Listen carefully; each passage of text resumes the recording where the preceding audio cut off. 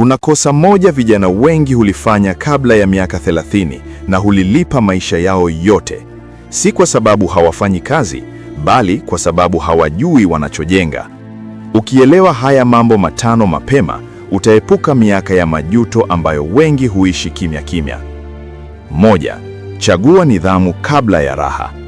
Miaka yako ya 20 huamua kama miaka ya baadaye utatafuta heshima au utaiagiza. Kijana anayekimilia raha mapema hulipa kwa mateso baadaye. Ucheleweshaji wa raha huzaa uhuru wa kudumu. 2.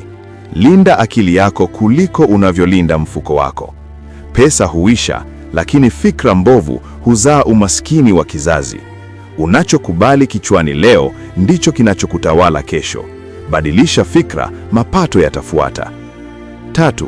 Jitenge na kelele, karibia maono.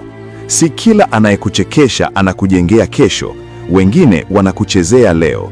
Mazingira yako ni mkataba wa hatima yako. Chagua wachache wanaokuinua, acha wengi wanaokupoteza. 4. Jenga thamani kabla ya kutafuta makofi.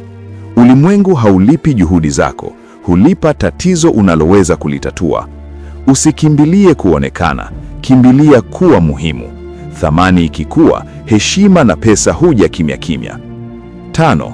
Fikiria muda mrefu kuliko unavyohisi leo. Kijana anayefikiria mbali huishi maisha ambayo wengi huyaona kama bahati. Maamuzi ya leo ni mbegu, miaka ijayo ni mavuno. Panda kwa busara, usile mbegu zako.